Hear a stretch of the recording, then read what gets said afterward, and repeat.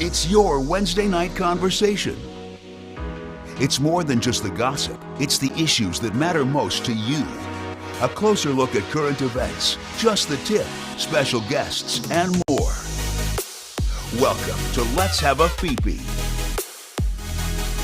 Arizona's longest-running drag live stream. Hosted by Felicia Fefe Minor and Freddy Prinze Charming. Streaming live on Facebook, Twitter, Twitch, and YouTube. Be sure to like, subscribe, share.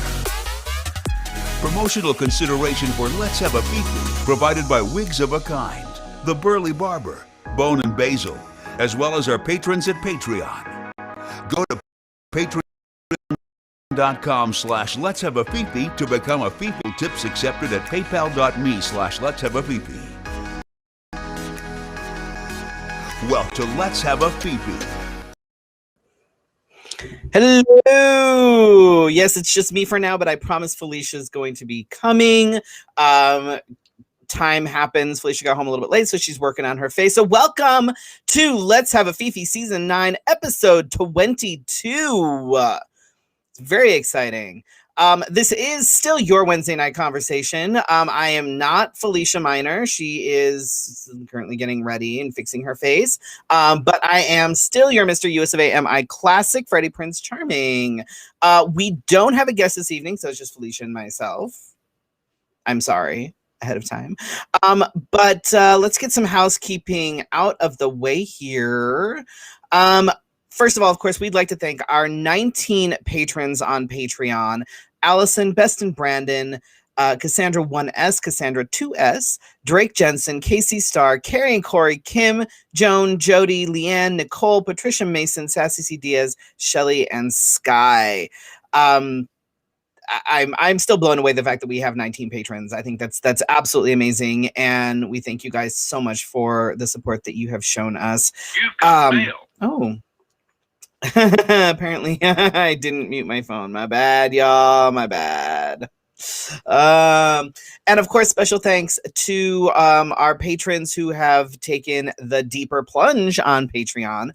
Cassandra Porter, Patricia Mason, Sky, and Drake Jensen. We appreciate you guys going deep.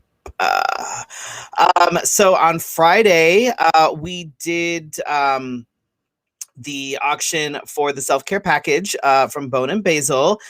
Francis was our winner, so yay. That should be on its way to you. I hope you enjoy the products. I use the stuff regularly, like I really do. In fact, Gretchen made me a tea on Monday because I wasn't feeling so great after getting my first vaccine, and it was to help with some of the nausea because my head was all spinny.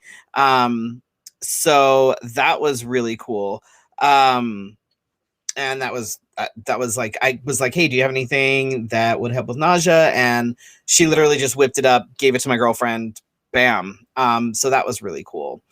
Let's see. Oh, thank you to Shambrika Wise for your recent donation. If you guys aren't following her, you need to follow her. And if you haven't purchased her Sightseeing with Sandy books for any little ones in your life, you need to do that. Ooh, Francis, you gonna split it with Marissa? Good luck with that. And of course, special thank you to Joan of Babish Jewelry and Wood Art, Guido Martin, and Jeremy Bright of Ripple Phoenix. If you want to support us and donate, you can. We're still taking donations because Lord knows we still need these upgrades. PayPal.me/Let's Have a Fefe. So far, we are up to 1560, which is fantastic. I'm super, super excited. And we almost have enough for one whole upgrade. So that's really exciting. And don't forget, if you haven't done it already, you can text LHAF to 602-730-7379 for updates about the show and text from Felicia. I am not responsible for anything that appears on that text. So that's on you. see, what did I do this weekend? So I guess Valentine's Day was Sunday, which I completely forgot about, which is fine because my partner really doesn't give a shit about Valentine's Day, which is awesome because I don't give a shit about Valentine's Day either. So that's a good thing. Let's see here. So instead of like doing Valentine's Day shit, we built a shed, and it was a pain in the ass, but we did it. I'm only mildly wounded. I managed to catch the corner of my forehead on the edge of the roof, which is great. It's a slight bruise, slight boo-boo, no big deal. Sore because, you know, I'm old and I was climbing on ladders and dealing with a tin shed. But I got my first microchip on Monday. So far, it's only beeped a couple times. I've been told to just ignore the beeping and any like feedback and stuff that happens. So far, so good. I am really sensitive to shit. Like I really like controlled substances at all. Anybody that knows me knows that I don't do well with like alcohol, weed, anything like that. Like I just don't, even painkillers, shit like that. I don't handle it well. So within, oh God, probably within an hour of getting the vaccine, I started to get this weird, like fuzzy headache. I didn't feel so good. I was nauseous. I managed to get through work. And as soon as I logged off, I slept for almost 2 hours, went to bed early. So like it was, and that was only my first one. So I'm not really looking forward to what's going to happen with my second one, especially since I know that people tend to get, you know, that's when they get the worst of it, is on the second one. So I'm a little, it doesn't excite me. I mean, I'm glad that I'm going to get it, but the system, like it was great. I was at the fairgrounds. It was being organized by Banner. They got me in. It was really quick. And before I even got my first shot, they actually scheduled me for the second one. So it was like, I won't have to go online and fight for it or anything like that. So that was really cool. And I'm really glad that like it was super organized, and that was fantastic.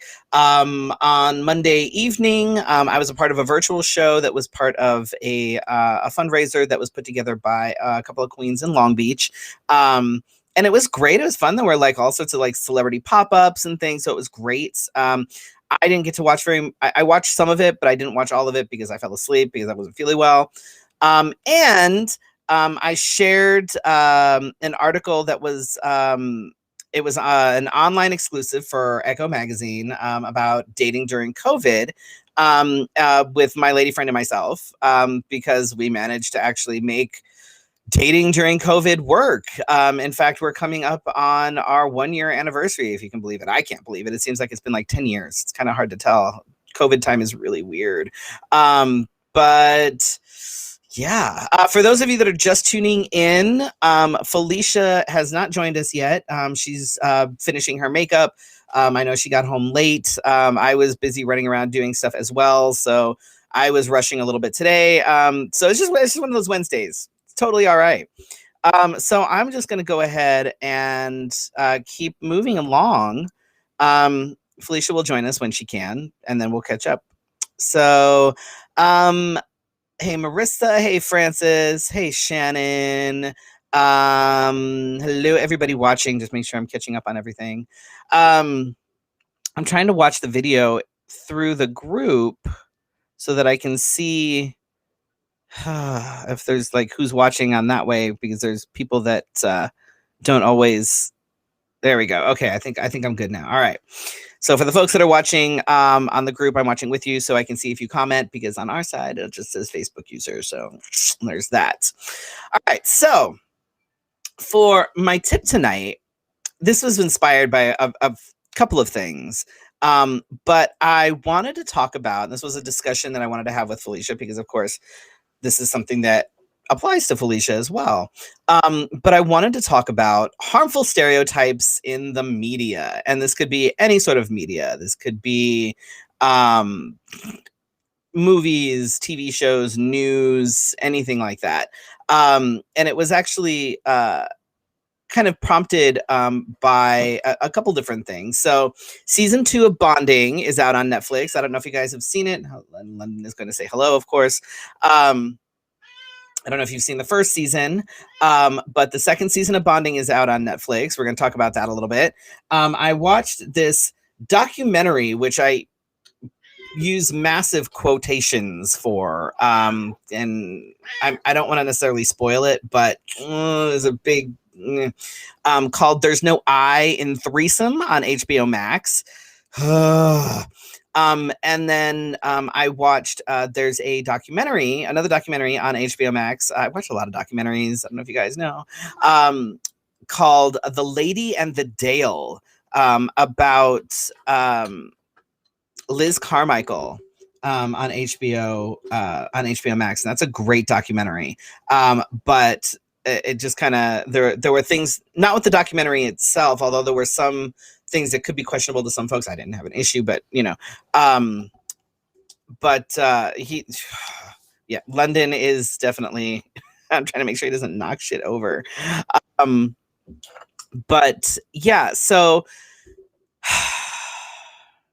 for those of you that aren't familiar with Bonding, so Bonding is on Netflix. It's a Netflix original. The episodes are all really short. I'm trying to ignore the fact that there's a tail just there.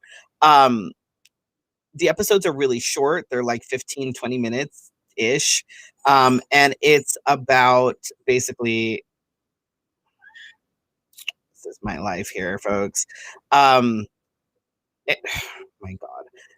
So it focuses around two people that are in the BDSM / kink scene. Now, the second season is better than the first season, but there's still a lot of issues. I don't know. Obviously, whoever they had consulting on the first season didn't know what the fuck they were talking about, or just let shit slide and whatever. Like, it was just not. Oh my God. So, oh Jesus, my fucking cat. So the first season had a lot of issues with things like consent, and things like that we've already dealt with in terms of like the 50 Shades. Oh my God, my cat. It's just, we're fine. In terms of like, the 50 Shades of Grey and that the whole mess that was just, like we're still dealing with like the backlash from that and trying to help people realize that is not kink and that is not consensual or anything. So yeah, that's like, yeah. But so with season 2 of Bonding, oh my God, what is my cat doing? So season 2 of Bonding, they kind of deal with some of the consent issues, right? But one of the characters, Master Carter, who he calls himself a dom, but like the whole time he's basically kink shaming. Like he's supposed to be professional dom and like a dominatrix assistant, but everybody calls him a dom. They call him Master Carter. He totally kink shames. He is making fun of people's kinks. He's not taking anything seriously, and it's like, dude, this is like, if it's not your kink, don't fucking do it. Like, there's no reason to. Hey, Felicia, there she is. She made it. London was helping. Oh, and then he ran away. No, he's still sitting right here. Oh, literally sitting right here. Yeah, still.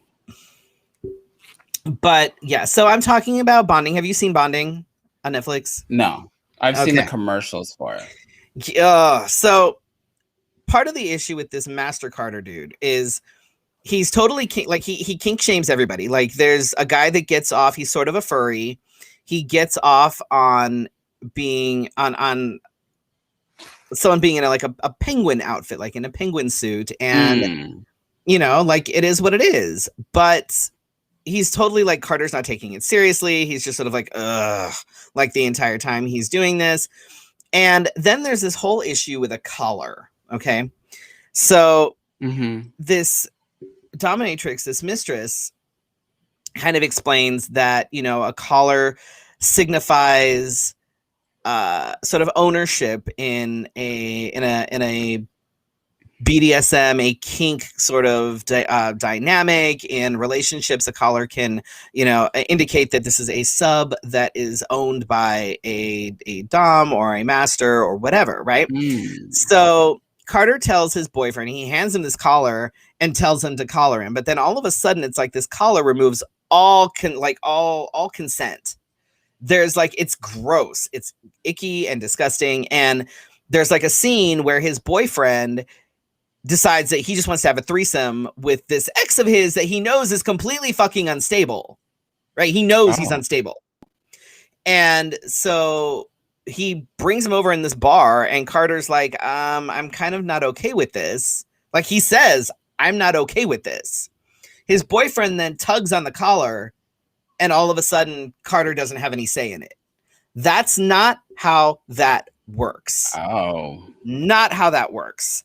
And the problem is, and this is, again, we have these issues with this fucking bullshit that when it comes to kink and when it comes to all of this, it's like, all of a sudden, like, this is the reason why people that are in the kink community are looked at as a fucking joke because of shit like this, shit like 50 Shades of Grey, that we still, like, just once can we have an actual fucking, like, kink dynamic that isn't a fucking joke. Like, it's like, there's just and Carter is just like, there's so many problems with this, fucking show.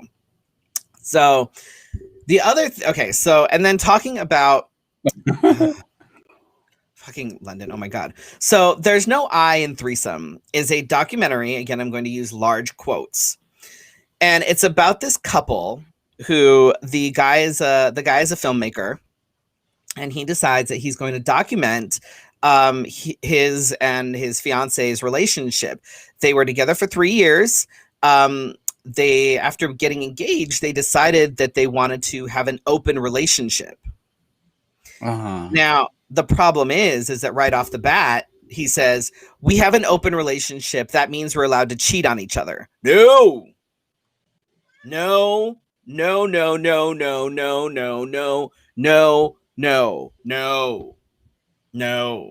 That's not what being open means. And the whole thing, like, it deals, there are so many issues with consent, with open relationships, boundaries being crossed all over the place. It makes a complete fucking mockery of poly relationships and people that actually practice ethical non-monogamy. Like, it's really bad. And my partner was sitting next to me the whole time, just fuming, and I'm like, just breathe through it. We'll get through it. We'll get through it.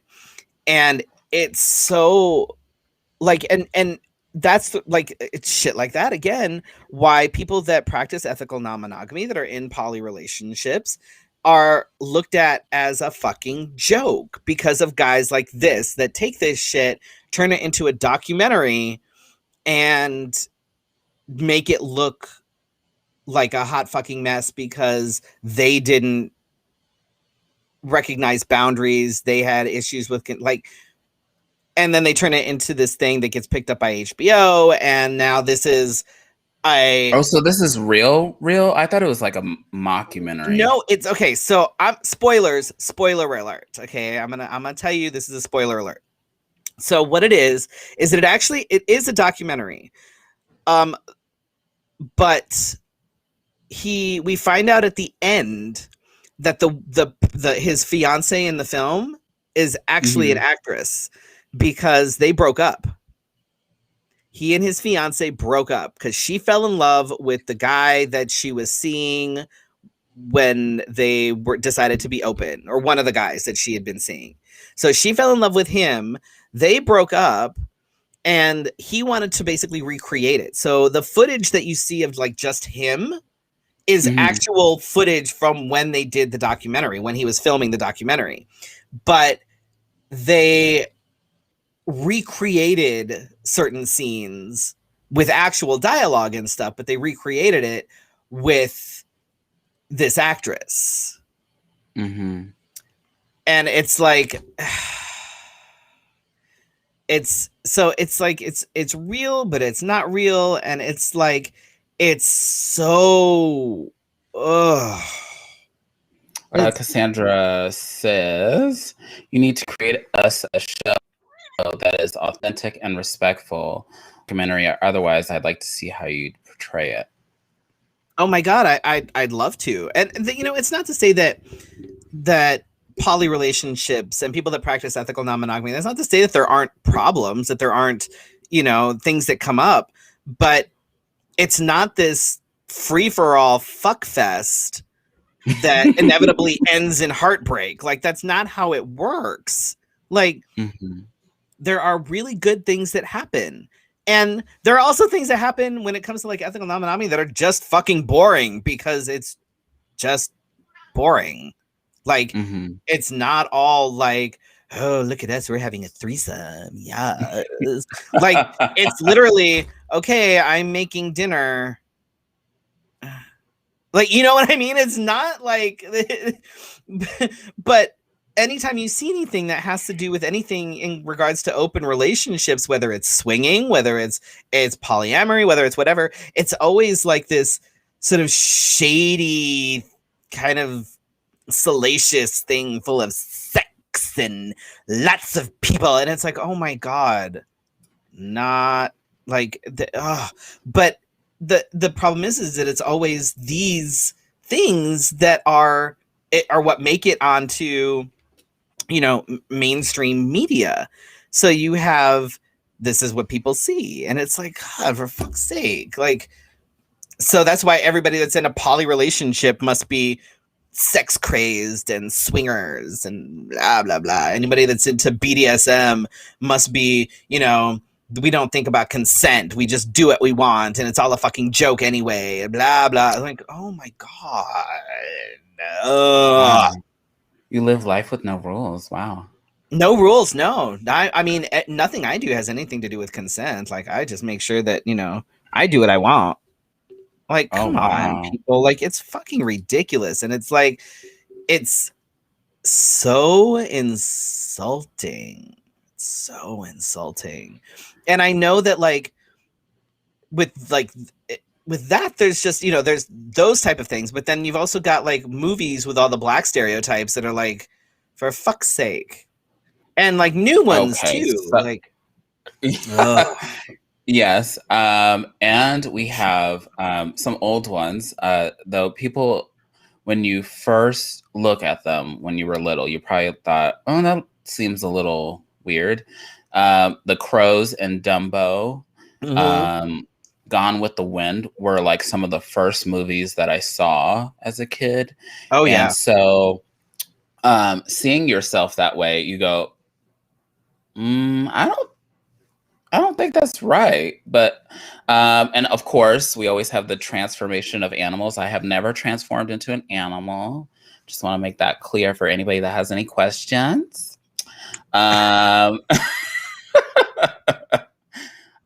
Many movies portray Black men as scary and threatening characters, right. Especially in the all-white cast.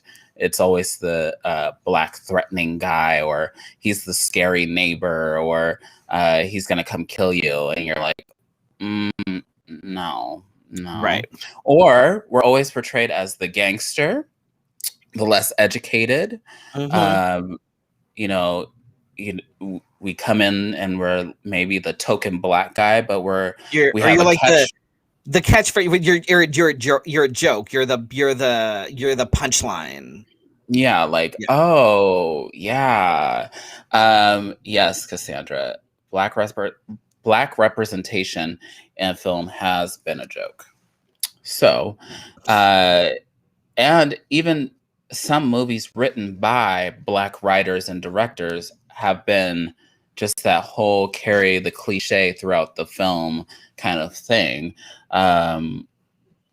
Let's see, what else did I put down here? The Black boyfriend and the white girlfriend, and parents acting surprised. Like, oh my gosh.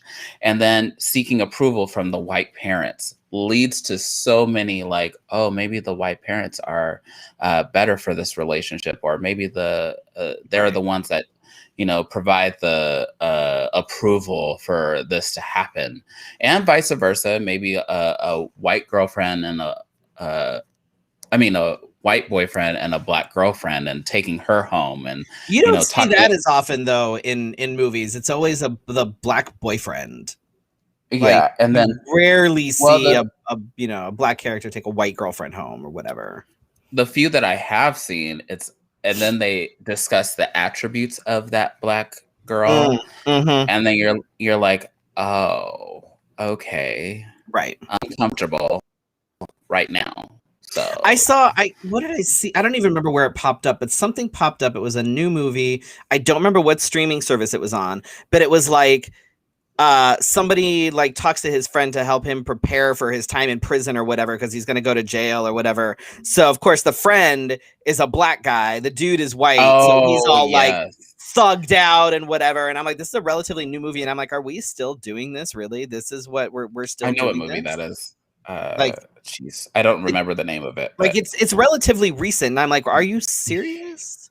Really? And I think it's Will Ferrell that is the. Yes, I think that's right. I just don't remember the name of the movie. Yeah, no, I saw it briefly like pop up in something, and I was like, oh, Jesus Christ, are you serious right now?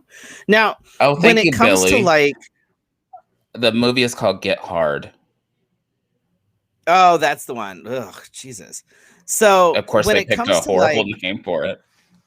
Right? Like, it's not really what I would picture, but that sounds like a different type of movie, but it's cool. So like for me, yes. Like when it comes to movies, I know a lot of people are always call for, these movies need to be removed, they need to be censored. And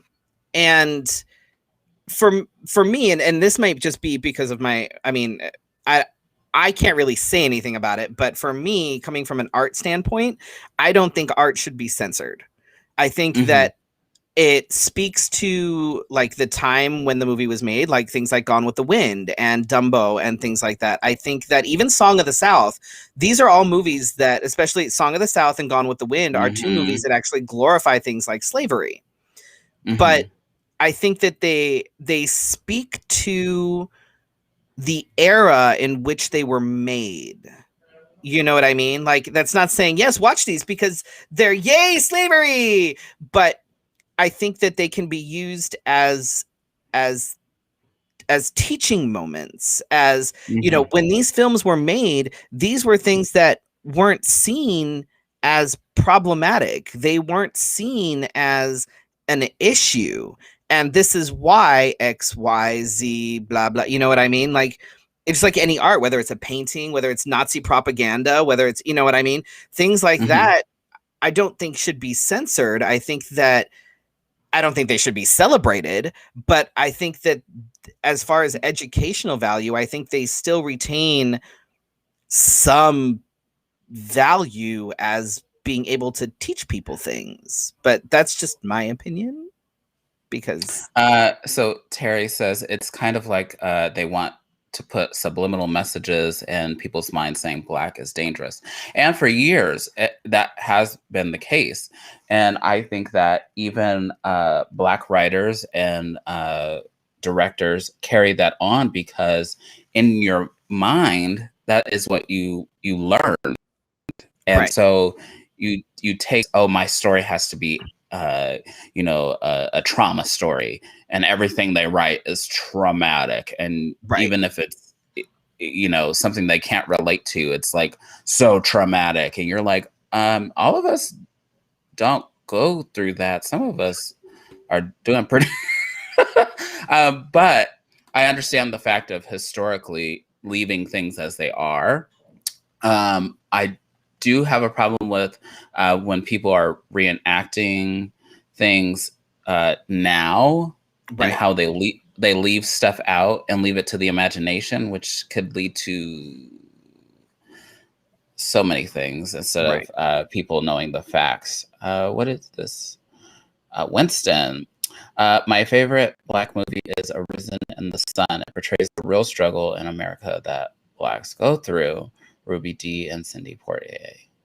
A Raisin in the Sun is a fantastic movie. It's really really good, and it is a very real movie.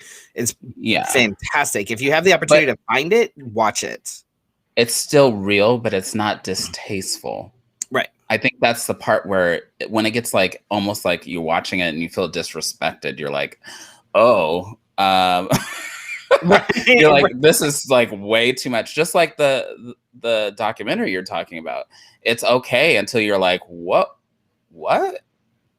And then you get uncomfortable. Right. With No I in Threesome, like when I saw the preview, I'm like, okay, this could either be good or really, really bad. And I was hopeful. I was like, I really hope that this is an actual, like, good representation of ethical non-monogamy, whether it fails or whether it doesn't. I hope that it's at least a good representation. And right off the bat, we have an open relationship, which means we get to cheat on each other. Oh, fuck. Why would you say, like, fuck's sake? Like, I just wonder when. And that's how some people educate themselves. So that's how some people get the wrong information. They're like, oh, well, I watched that documentary. See, it's labeled a documentary. So that means I learned something. It's educational. So, yeah, be very mindful when you watch documentaries. Pay attention to how they're filmed, who produced it, who who went through it, who directed it, like who's involved, because that often will make a difference on whether it's something to be like, okay, I can actually learn something, or whether it's like oh God, a casting call for women in poly. I can only imagine. Ugh. Like wow. So is there a petition going out that says that these actors or actresses, if you prefer that title, should be in poly relationships so that they can be in the film? Do you get what I'm saying? Like, how we've pushed for gay characters to be played by gay men and trans people to be played by trans people. Is that something that this could be taken care of with? It could be, but again, it depends on the film, because just because somebody's in a poly relationship, number one, doesn't mean that they're right for the film. Number two, doesn't mean that they can act. And number three, doesn't mean they're in an ethically non-monogamous relationship. We can get into whole issues when it comes to the ethical part of ethical non-monogamy. Like, that's a whole discussion for another time, because we could get into unicorn hunting. We could get into like, why do I feel like we've talked about that before? I don't think we have. We've talked about some things, but we haven't talked about a lot of the sort of ethical things and like unicorn hunting and one penis policies and things like that. Like there's a whole bunch of shit that may have to be a conversation that we have at some point, because this seems to be a big discussion. Very, very big concerns. Yes, they make. I heard somebody say BIPOC the other day. I don't know if I'm comfortable saying that. But that sounds really strange to me. That sounds like a disease almost. Yeah. But Black and Indigenous people of color in film to be caricatures. Another population that often gets the harsh stereotypes and seems not to have let go of it yet is Asians. Yes. Well, in Latin America, they're kind of letting go of that spiciness, but always the Asian is the token smart person. They're the lookalike Asians, right? Always playing a ninja, because in the middle of the street you're running away with your friends, and then all of a sudden he becomes a ninja, and you're like, wait, I don't know karate at all. But so there are so many things. Always the smart one. The movie. Oh, sorry, I didn't click it. I'm starting to read it. The movie Self-Made, true story showing that success should not be according to skin color. What are your I've heard of thoughts it. on I that? haven't seen it yet. What? Where is that at? Is that on I've seen Netflix? Or? it pops up, and I haven't. Trying to think what it. I have so many streaming services that it's hard to keep up. I know now. I have so many too. I'm like, I don't know where they all are anymore. I might as well get cable again. But I'm gonna have to check that out before I answer that question. I'll have to answer you separately because I don't know. I've never seen that, so I'll have to add that to the list. Yes, they want poly people, but poly people come in all shapes and sizes, and many aren't ethical. Right. Well, I say sign up. I'm just kidding. So we move on to closer look at current events. Yes. So speaking of ethical.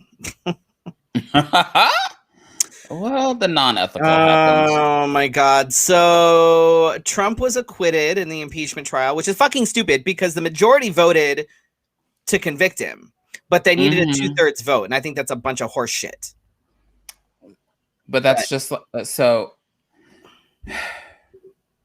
What the fuck do I know? Like we require more of a jury or a grand jury than we do of our Senate. I'm gonna say that again. We require more of a jury of weird strangers that we didn't like to come do the court case than we do the people that we elected and expect to speak for us. Does that make sense? Fucking ridiculous. Fucking ridiculous. The orange man strikes again, I guess. But he's got lawsuits up the ass, so that's something anyway. Including the NAACP using the I can never say this. The KKK Act in the latest lawsuit against Trump. I had that article up. I must have closed it. But the NAACP and a couple of people that we did vote for are fighting to take him to court. And this is one of many. Hang on. I know what movie that is now. Yes, I've actually seen it. It's got Octavia Spencer in it. Self-Made. Oh, yes. I have seen that. Yes. Oh, I'm so sorry. Ooh. It took me a second. I did see that. Yes, that's fantastic. It is a great movie. Great movie. Yes. Sorry. Yes. My bad. I'm so sorry. We're both over here like I watch a lot of movies. I watch a lot of TV. I have no life. There's a pandemic. I don't watch a lot of movies. I just have a hard time remembering them. There's that too. I'm also old. And I believe that was the miniseries, right? On Netflix. Yes. Yeah. What do I think to go back to that? What do I think about that? So after watching that movie, in that time and in that space, you had to fight harder than you had to fight harder than you did today, or do today, because she was Black and she was a woman and trying to put stuff on other Black women's hair and empower them to be better people, or make them feel better, not be better people, because that you can't do that through the stroke. With hair. Here's a hair product. You're a better person. If that was the case, I'd just switch wigs when I need to feel better. Good night, Terry. Good night. Oh gosh, 3:30. Yeah. We did watch it. I just didn't remember. My goodness. But I say that not much has changed in the power of how do I say this? Statistically, we have not overturned any gaps or closed any gaps when it comes to African American people getting ahead. There's still projects that are projected for Black and brown people. There are as much as the government says there is not redlining, there is redlining. Right. And just all these things that people are like, oh, if you just try harder. And I think to myself sometimes, there are some people that do the same things I do, but get better glory for. Right. No, I get it. But that's a discussion for another day. Right. Mitt Romney, surprise, surprise, is openly opposing the LGBTQ Equality Act. Do we even care what he thinks anymore? Conservatives do, but I don't. But speaking of conservatives, one passed away today. Yay! One down. Let's keep doing this. This is good. I'm not mad about this. The mix online was, oh my gosh, I thought it was a comedy show. Anybody that called him an icon, I'm like, delete. Fuck that. No, not a fucking call icon. Him an icon? Who are we friends with the same people that called him an icon? I hope not. He was very vindictive. Even when he was trying to be... He was very vindictive. He was a terrible fucking person. Terrible person. And somebody started a conversation about how he did things for women. I was like, where? Please show me. What the fuck are you talking about? I was like, he did not do things for women. Give me a fucking break. Come on. He would nope. He had a segment in his radio show where he would list the names of the people that died from AIDS. It was terrible fucking person. And I'm sure he's got a very rude awakening right now. Oh, where did he go? I didn't do that. Promise. Freddy, come back. Oh, there you are. Oh, does that even happen? Where'd you go? There you are. Oh, that's you really disappeared. Weird. You disappeared on my end. I have no idea. Technology only works. Oh my god. And President Biden has said, I will not do that when it comes to canceling $50,000 of college debt. And people are all up in arms about this. However, he said what he said was... What did he say? So he was going to sign an executive order that would cancel $10,000 of student loan debt. Right. Mm-hmm. And Congress is pushing for 50,000. He said he can't do that. It needs to go through Congress. So people are all like, see what he said? He said he couldn't, blah, blah, blah, blah, blah. It's like, no, stop. What he's saying is that because of the amount and because Congress handles the money, it needs to go through them.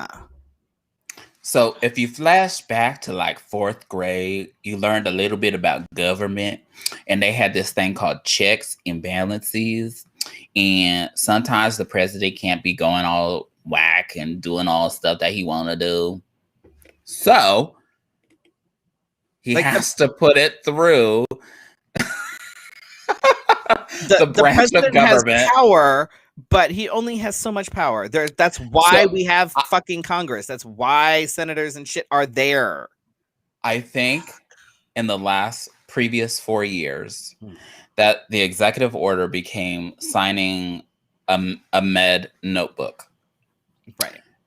So in essence, I think that people were like, well, you see what he just did? He signed everything. Like, he hated the gays. He signed the little paper and just made an executive order, So, I think everybody got all like, oh, well, he just signed it. So they think that Joe should just act as the previous whatever. And the former guy, as Biden called him, the former guy. I think that's good. We'll just call him that. I love how I've never seen this before. How news outlets have been using ex-president. I love it. I've never seen that before. Y'all, stab. I fucking love it. I love it. They got him good. Dab. All right. A little Black history. Did you know that some, you know, we were talking about how Gone with the Wind and all that business. Jim Crow is the phenomenon that made us feel like it started in the South and it was strong in the South. But did you know that there were strong ties in the northern parts of? Oh, tell us about that. So I follow Push Black, and that's the name of the website. And it's daily inspiring stories just for you. I don't know if I'm inspired by this, but the legalization. I'm going to read a little bit of it. The legalization of discrimination against Black people was known as Jim Crow. Often is associated with the South, but it's not that simple. Jim Crow wasn't just in the South; it was in the North too, and that history actually predates the time period when many associate that with. Because we think, oh well, that happened after such and such time. Right. Legal separation based on race wasn't as inherent in the institution of slavery as some might think. Enslavement required close proximity to enforce, coerce, and brutalize Black people in bondage. However, this wasn't necessarily the case in the North. So they didn't have like slave owners, but they had many things happen in the North, like places on the train cars where Black and white people were given designated seating based on their race. Frederick Douglass often protested this mistreatment alongside, those that were fighting against slavery. So, and it goes on to say that this took place before the Civil War, and it didn't happen after the Supreme Court did the Plessy versus Ferguson ruling, but it became really strong up north as well, but just not as traumatic. I think they're both traumatic, but not as slave-induced. But the South gets the majority of the brunt of that because of all of the, right. Because it is what it is. Because in the South, it started becoming like criminalizing. It just started becoming this, oh, we're just going to kill Black people for no reason. Right. So yeah, that's where that came from. That's why we I heard somebody the other day, we don't remember the good positive things as much as we remember the things that are like whack and traumatic. Right. So I think us historically, we remember the whack and traumatic, and boom, that's where it lays. Okay, so that was that one. Did you know that the first man in the North Pole was Black? Oh, what was his name? Let's see. Let's meet Matthew Henson. Not a puppet, I promise. But he looks like one. He looks like one in this picture. Let me see if I can share my screen. Oh, not today? Okay, maybe tomorrow? Okay. Cool. Oh. Thanks. All right, good talk. Wait, here we go. It decided to show up. So, can you see it? Nope. No. This? Oh, there we go. Oh, look at that coat. Damn. I mean, styling, nonetheless. Oh, wow. For all the things. Goodness. So, I found this the other day because some of y'all had shared it with me, then shared it again with me. So I guess I had to read this. And he's quoted as, "I think I'm the first man on top of the world isn't something that many people can say, especially if they lead normal, perfectly normal lives, working a desk job." Jeez. Yeah. Wow, so, that's crazy. In 1908, he decided, let's go. Damn. I'm going to go up there. And this is in National Geographic. That's how, when somebody sent it to me, I was like, well, this website is called Messy Nessie. So I was like, what does that mean? And then I then I looked it up, and National Geographic has this whole like tribute to him. Oh, wow. And he went on to do other great things, but I just wanted you to know that the first man up in the North Pole was not Santa Claus. Yeah. It was Matthew Henson. That's awesome. I did not know that. Look at that, learning stuff. PBS After Dark. In LGBTQ news, artist Ari Gold died of cancer over the weekend. Yeah. I did know Ari, and we kept in contact on social media. And I knew that he was dealing with cancer, but I didn't know that things were going down. So that was a little bit of a heartbreaking thing to hear on that. I believe that was on Valentine's Day. I think so. I remember seeing posts. That's unfortunate. Yeah. That's really sad. He was young too, right? Like he was 47. Yeah, that's not old. That's only a few years older than me. Like that's not old. So rest in peace. An angel got his wings back. So that, yeah. What else? I didn't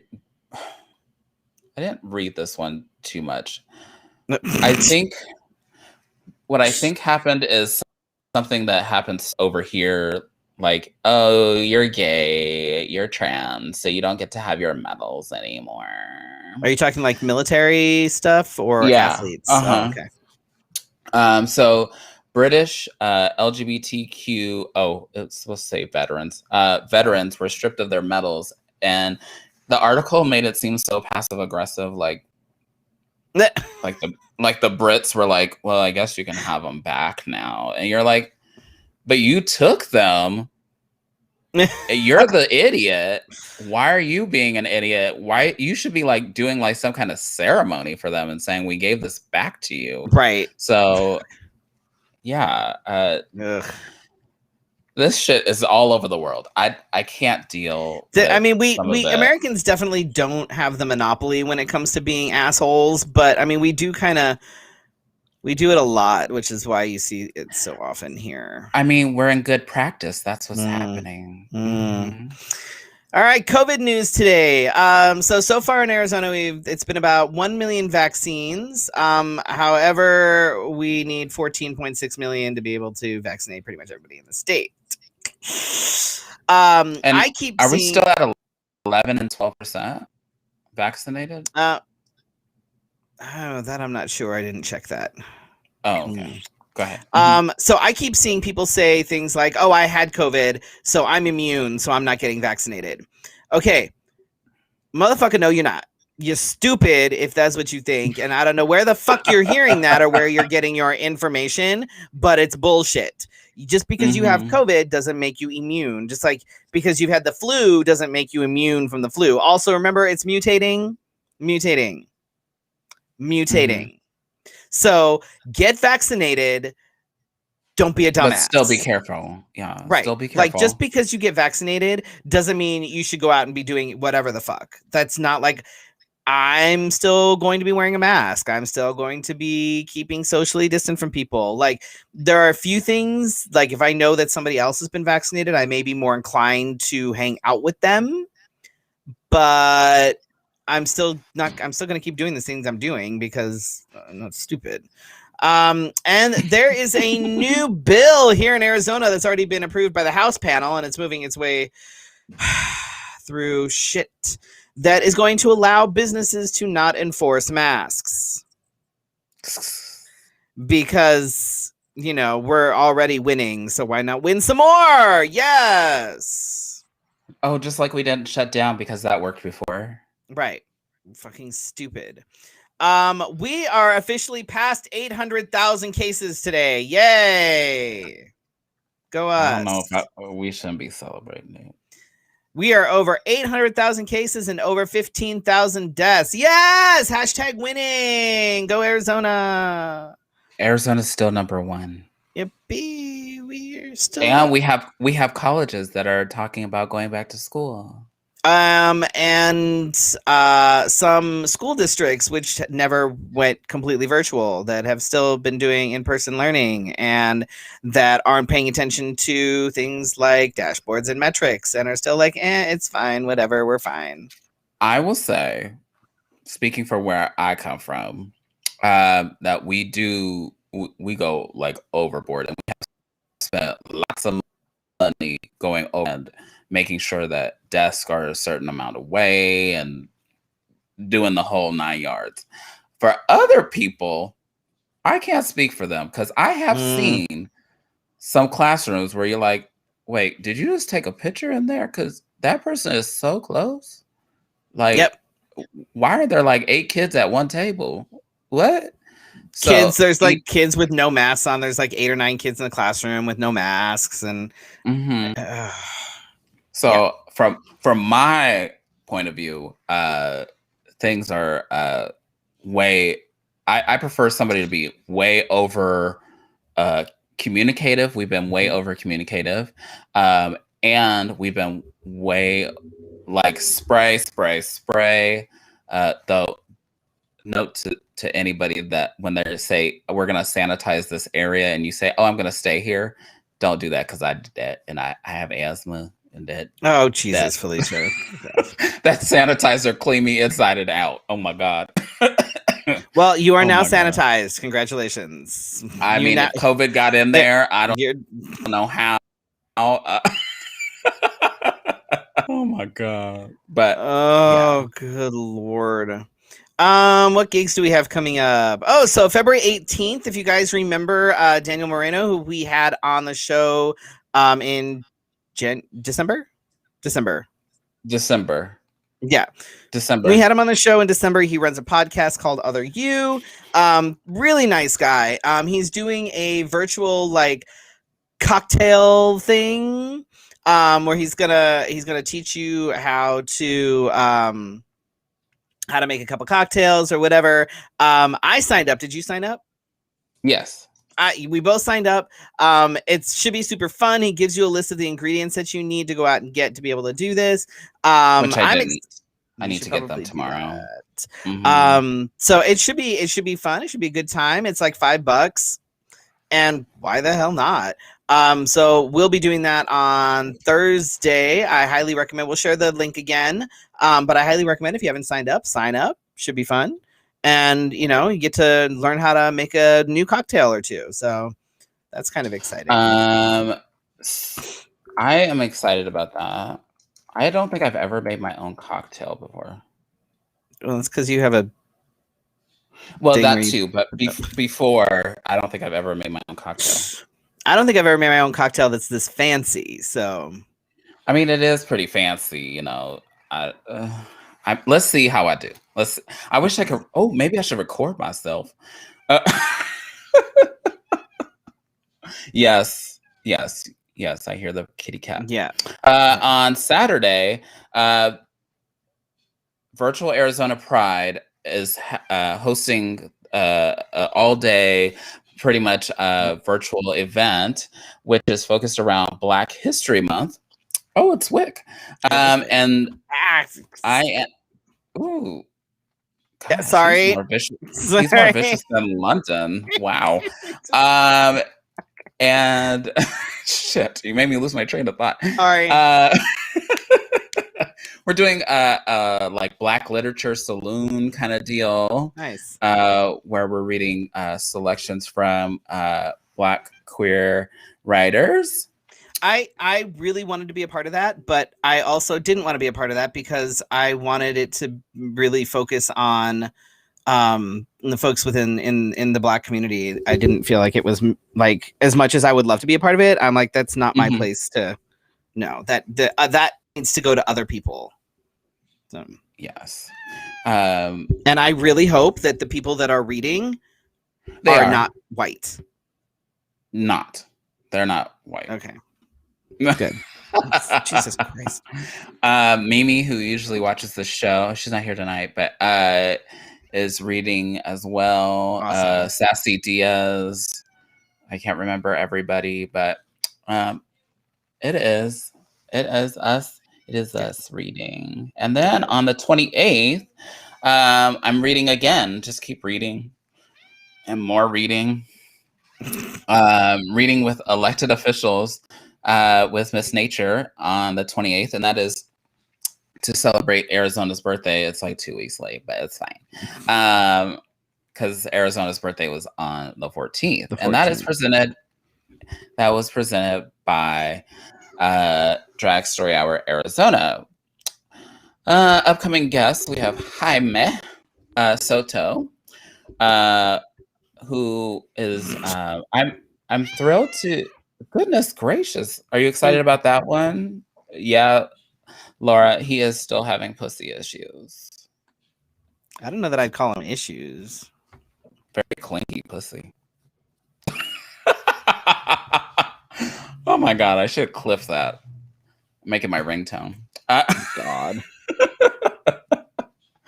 Who wants that to be under their name? Oh, very clingy pussy is calling. But Jaime will be here next week. Their album came out on the 14th.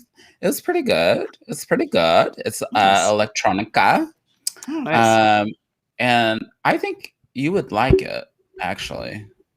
It's like a very chill album. Is it on Spotify? Yes. It's on all streaming services. Okay. I'll find it. If your cat lets you. Jesus. Good Lord. Make sure you permission. Right. Okay.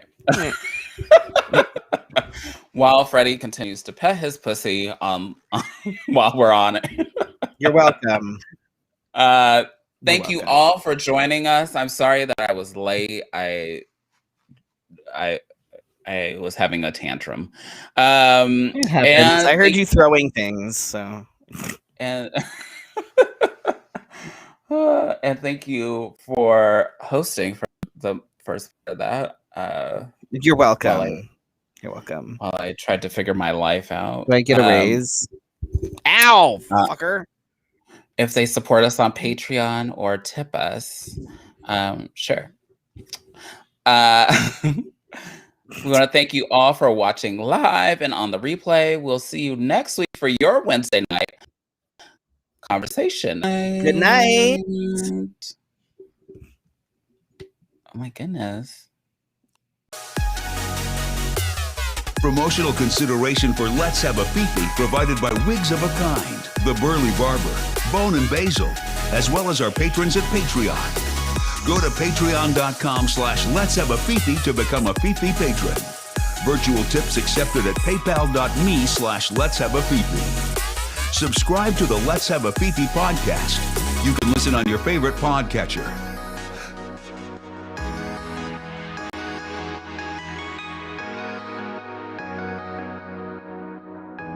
See you next week for your Wednesday night conversation. This has been Let's Have a Fefe.